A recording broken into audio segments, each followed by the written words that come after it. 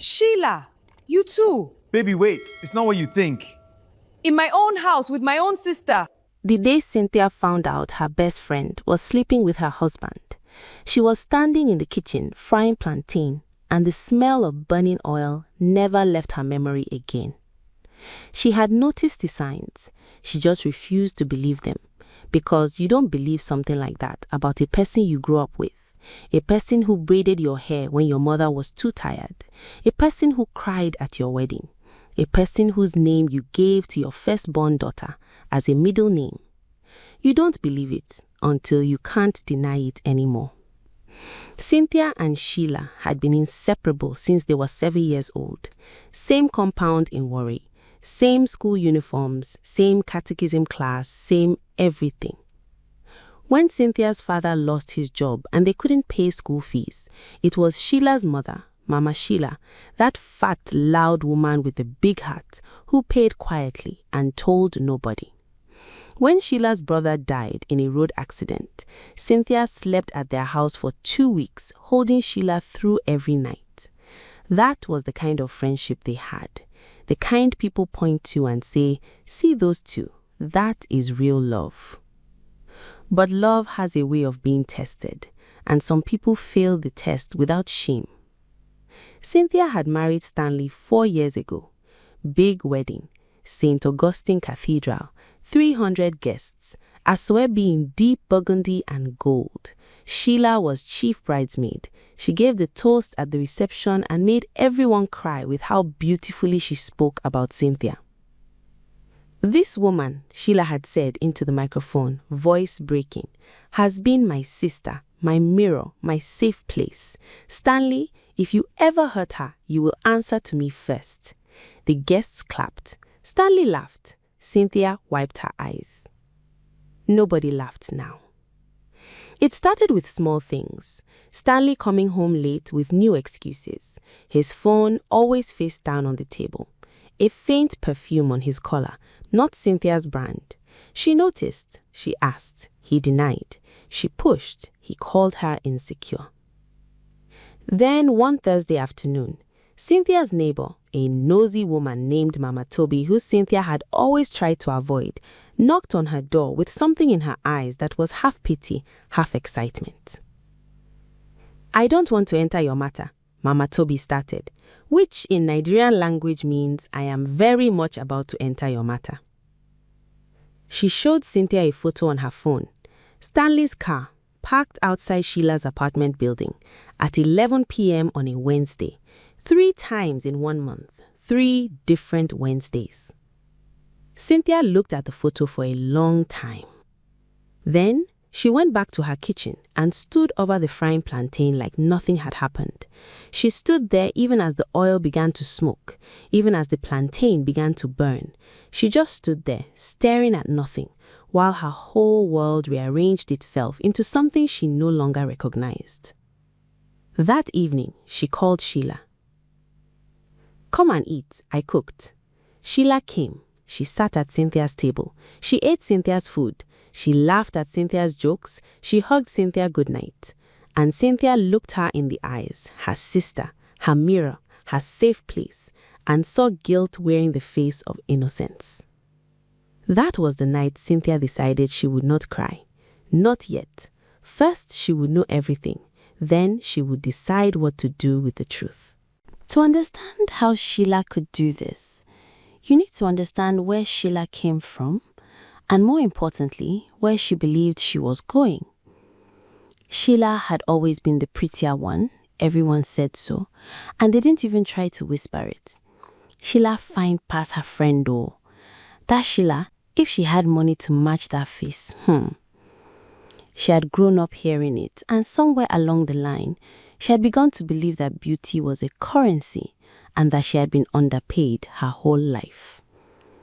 Her mother, Mama Sheila, was a good woman, but a suffering woman, a petty trader who woke at 4 a.m. every day to go to the market, whose hands were always rough, whose back was always aching, whose prayers were always long because they had to cover so many needs. They were not poor in the way that breaks bones. They ate, they had a roof, but they were poor in the way that humiliates. The kind of poor where you smile at other people's celebrations and swallow something bitter. Cynthia's family had been the same, but somewhere in their 20s, things split. Cynthia found Stanley. Stanley was not rich, not oil money rich, not politician rich, but he was comfortable. He had a steady job in a construction company, drove a clean Toyota Camry, owned a flat in a decent part of town. Not luxury, but stability. And stability, for a woman who grew up watching her mother count coins, felt like paradise. Sheila watched all of it from close range. The wedding, the flat, the car, the way Stanley looked at Cynthia like she was the only person in every room. Sheila told herself she was happy for her friend. She told herself this every day like a prayer. But prayer said through clenched teeth don't always reach heaven. She was 29, still single, still in a one-room apartment, still sending her CV to companies that never called back. The men who came wanted one thing and offered nothing. The church told her to wait on God. Her aunties told her her standards were too high. Her mother quietly worried but didn't say anything because she didn't want to add to Sheila's pain. Then one evening, Stanley came to drop something off at Sheila's place when Cynthia was traveling. A simple thing, a package Cynthia had asked him to deliver. He came in, they talked. He noticed how tired she looked. He asked, she told him more than she planned to. He listened. He didn't judge. He came back the following week. Sheila told herself it was just friendship, emotional support, nothing physical. She lied to herself for 3 months before she stopped lying. The thing about betrayal is that it rarely happens in one dramatic moment. It happens in small surrenders. A conversation that goes too long, a touch that lingers, a secret that becomes shared. By the time Sheila admitted to herself what was happening, she was already in the deep end. And instead of swimming out, she told herself she deserved to be there. She deserved something good. She had suffered enough. And if that good thing had Cynthia's name on it, well, Cynthia would find another good thing. Cynthia always landed on her feet. This is the lie that evil people tell themselves, that their victims are strong enough to absorb the wound, that taking from someone who has is different from stealing. It is not different. It is exactly the same. And in a town where everybody knew everybody, and walls had ears, and neighbors had eyes, the truth was already moving. Slow at first, then faster, like smoke before fire. Cynthia could smell it. She just didn't know yet how large the fire was. If you are feeling this story right now, subscribe and turn on your notifications. This is only the beginning. 3 weeks after the plantain burned, Cynthia was ready. She had not confronted Stanley yet. She had not called Sheila back with accusations. She had done something more dangerous. She had gathered evidence, quietly, calmly, with the cold focus of a woman who has decided that tears will come later. She had gone through Stanley's second phone, the one she wasn't supposed to know about, the one he kept in his office bag, on a night he fell asleep on the couch. She had read everything, every message, every voice note, every location shared. She had sat on the bathroom floor from midnight to 3 a.m. reading, and she had not made a sound, not one sound. She pressed her hand against her mouth and she held it all in because their daughter, their 3-year-old daughter, Amara Sheila, was asleep in the next room. Amara Sheila, named after both of them. That detail nearly killed her. On a Saturday morning, she called a family meeting. She told Stanley she wanted his family to come, his mother, his elder brother Lawrence, his aunt, who had been like a second mother to him. She said she had something important to discuss.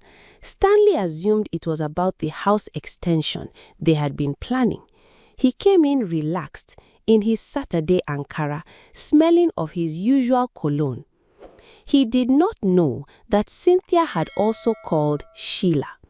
Sheila walked in wearing a lemon yellow dress, carrying a small bag of chin-chin for Amara, smiling that wide smile that had fooled everyone for years. She stopped when she saw the gathering. Her smile flickered just for a second, but Cynthia saw it. Cynthia saw everything now. "Sit down," Cynthia said. Her voice was quiet. That was the most frightening thing about it. No shouting, no tears, just quiet like the surface of deep water. She stood in the middle of the room and she spoke. She did not scream, she did not curse. She laid out every fact like a woman presenting evidence in court. Dates, times, messages. She read some of them aloud, and the room went so silent you could hear the ceiling fan cutting air. Stanley's mother covered her mouth. Lawrence looked at his brother with something that was no longer recognition. Sheila sat very still, staring at her own hands. Stanley opened his mouth twice and closed it both times. "I am not here to fight," Cynthia said when she was done. "I am here so that everyone in this family knows what has been happening inside my marriage. I am here so that nobody can say they didn't know, so that nobody can stand at a funeral or a church service or a family gathering and pretend they were innocent." She looked directly at Sheila. "You named my daughter," she said. Her voice cracked. "Just one. Just one. You stood at my wedding and gave a speech about protecting me. You ate my food in my house while you were sleeping with my husband." Sheila finally looked up, and what Cynthia saw on her face was not the shame she expected. It was something worse. It was the face of a person who had rehearsed a story, a version of events where she was also a victim, where circumstances had swept her along, where love had confused her, where she never meant for any of this to happen. "Cynthia," Sheila started, "don't." One word, flat as stone. The room was shaking, not physically, but in the way rooms shake when something permanent happens inside them. Stanley's aunt had started praying quietly in the corner, which in Yoruba culture means things have gone beyond human control. It was Lawrence who finally spoke. He stood up, looked at his brother and said, "Stanley, you have disgraced this family." Stanley bowed his head. But the real moment, the moment nobody in that room would forget for the rest of their lives, came when Cynthia picked up her daughter from the floor where she had been playing, unaware of everything, and she looked at the child's face, a face that had Cynthia's nose and Stanley's forehead, and a name that now felt like a wound, and she held her tight. Then she turned to everyone and said, "I will be fine, but I want all of you to remember what you saw today, because I will not be explaining myself again." Then she walked into the bedroom and closed the door. Outside, nobody moved for a long time. What happened next was not what anyone expected. Stanley's family, to their credit, was ashamed. Loris came to Cynthia privately and apologized on behalf of the family.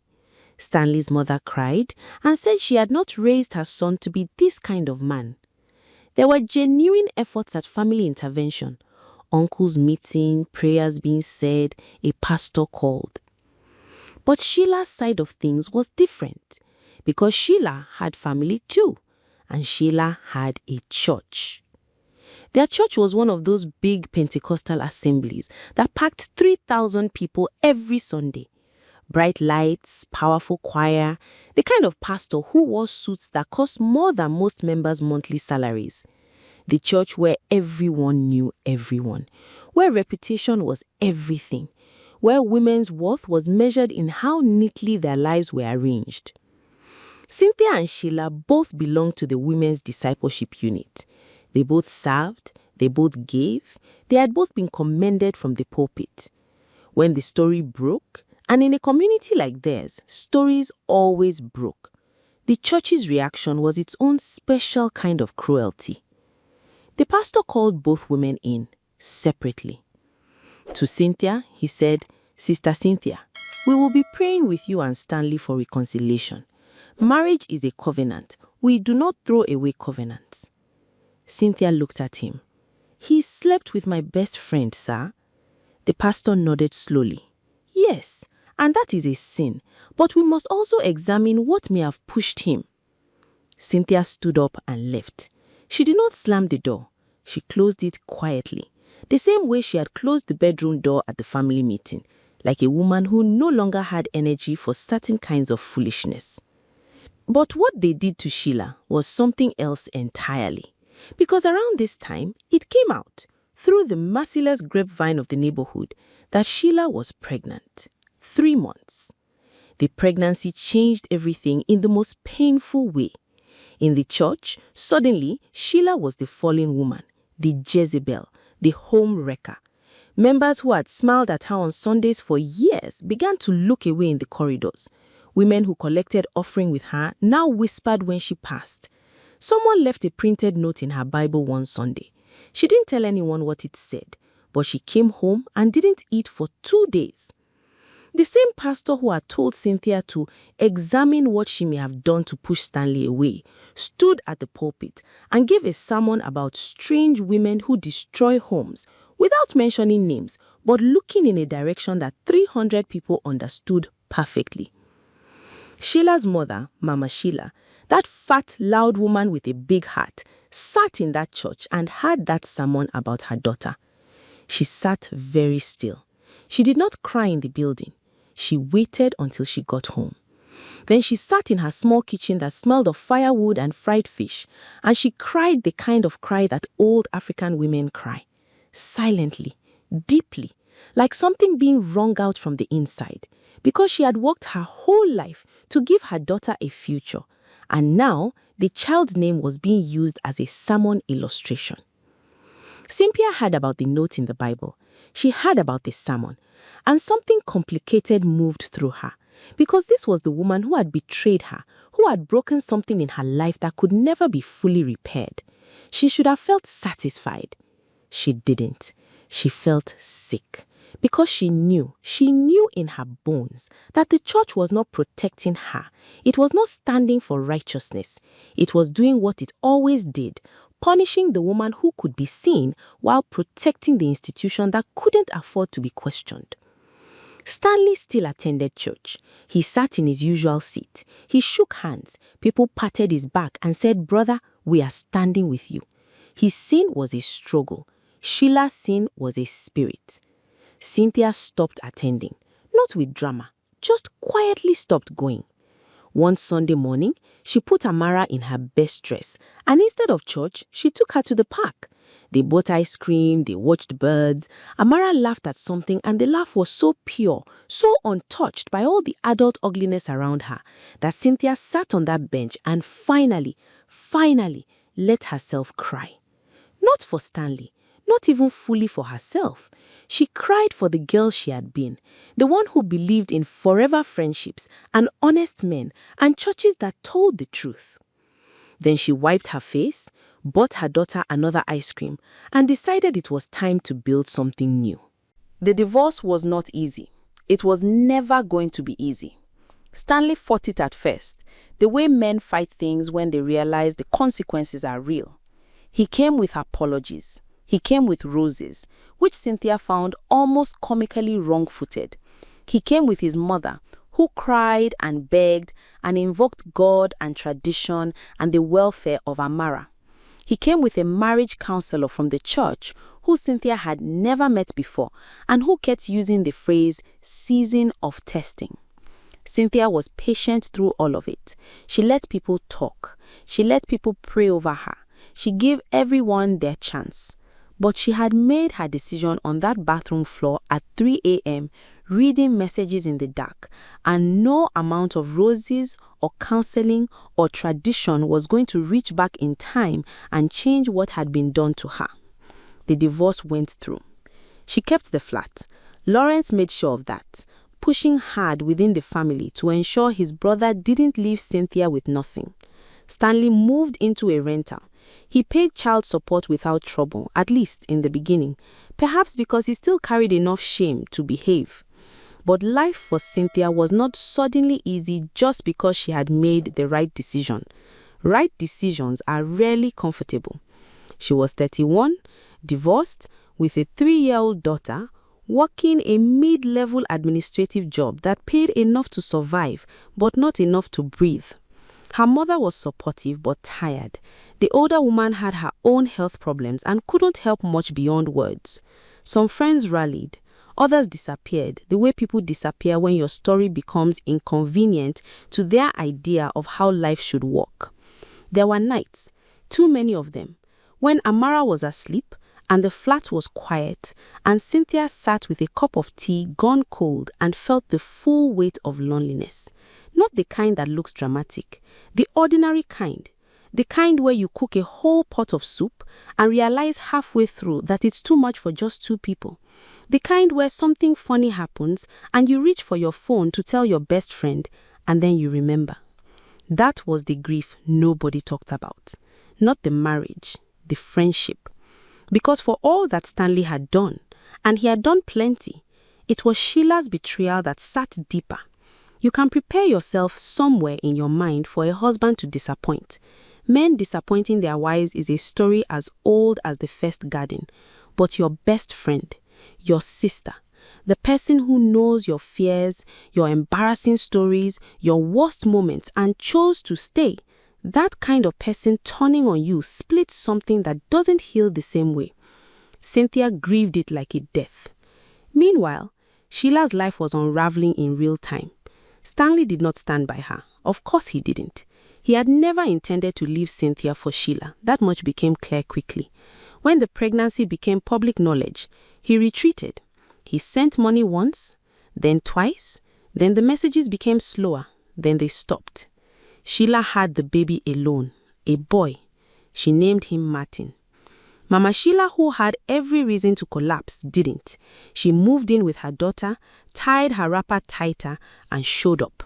That old woman cooked and cleaned and held the baby through the night while Sheila recovered, and she never once said, "I told you so," because she was the kind of mother who understood that punishment had already arrived without her help, and what her daughter needed now was not judgment, but ground to stand on. The neighborhood talked, the church talked. Social media got a version of the story that was 30% accurate and 100% cruel. Sheila survived it. Barely. She lost weight. She stopped wearing bright colors for a long time.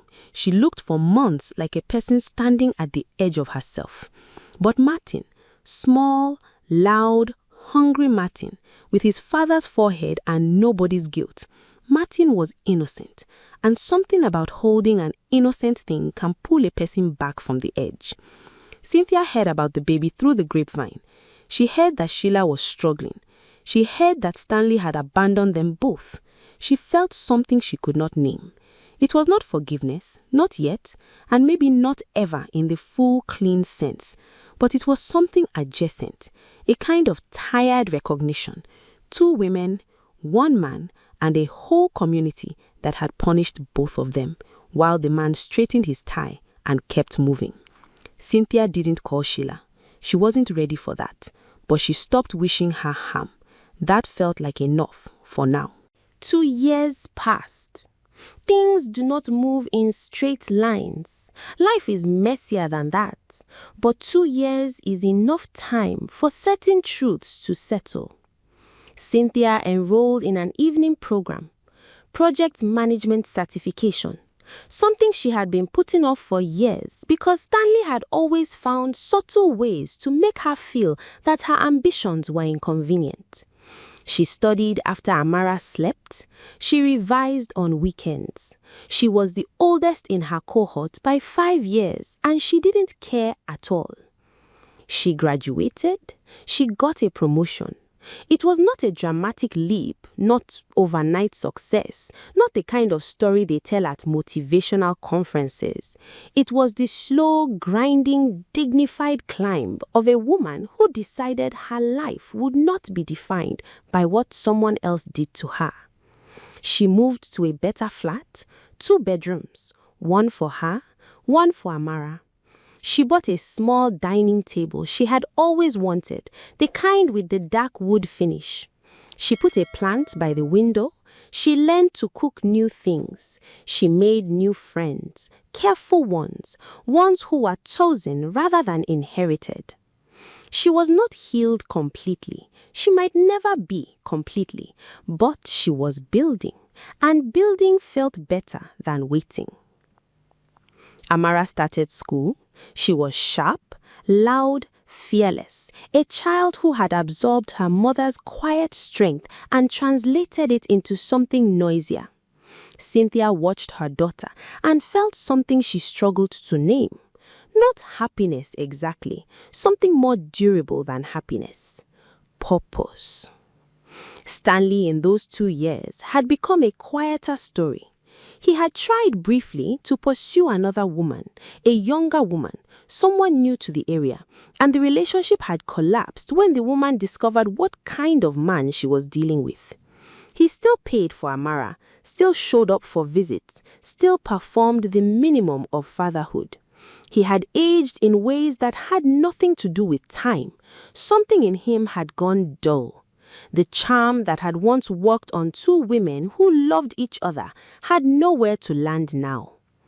And then came the Sunday. Not a church Sunday. Cynthia had found a new, smaller congregation, nothing like the old one. A community-based group that met on weekday evenings and didn't have a pastor with expensive suits. Just people reading scripture and checking on each other. She had found it through a colleague and stayed because it felt honest. No, this Sunday was a different kind.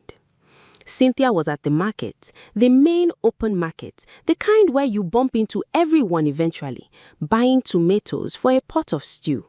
Amara was pulling at her hand asking for fried yam from a woman 3 stalls down, and she saw Sheila. Sheila saw her at the same moment. There was a whole crowd between them, noise everywhere, sellers calling out, generators humming, motorbikes passing, the smell of raw fish and fresh pepper and dust. They looked at each other across all of it. Sheila looked like herself again, mostly. She had put on a little weight. She was carrying Martin on her back, and the boy, now nearly 1.5 years old, was asleep with his cheek pressed against his mother's shoulder and his fists curled up like he was holding on to something important.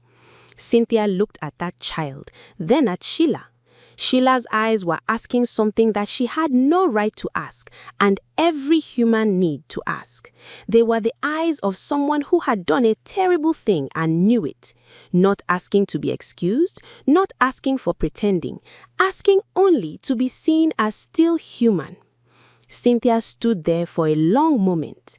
Amara was still pulling her hand, still asking for fried yam, completely unbothered by the weight of everything the adults around her carried. And maybe it was Amara. Maybe it was Martin asleep on his mother's back, innocent and unknowing. Maybe it was just 2 years of carrying something and realizing that carrying it further would only hurt the carrier. Cynthia walked across the crowd. She stopped in front of Sheila. She did not hug her. She was not ready for that, and she would not perform a forgiveness she hadn't completed yet. She was done performing things. But she looked at the boy on Sheila's back, at small sleeping Martin, and she said quietly, so only Sheila could hear, "He looks healthy." Sheila pressed her lips together. Her eyes filled. She nodded. "He is. He's strong." A pause. The market thundered around them, indifferent. "Good," Cynthia said. Then she took her daughter's hand and walked to the fried yam woman and bought the child her food. She didn't look back, not because she was cold, but because she had learnt the hard way The expensive way, the way that cost her sleep and tears and years, that the most powerful thing a woman can do after being broken is to look forward, to keep walking, to feed her child and build her table and water her plants and show up for her own life. Justice had not arrived as punishment. It had arrived as distance, the growing, undeniable distance between who Stanley thought he was and who he turned out to be. It had arrived in Amara's laugh, in Cynthia's promotion, in a dining table with a dark wood finish, in a plant by a window that was still alive. Justice was quiet, but it was real. And Cynthia, walking away through the noise of the market with her daughter's small hand in hers and a bag of tomatoes on her arm, Cynthia was real too. More real than she had ever been.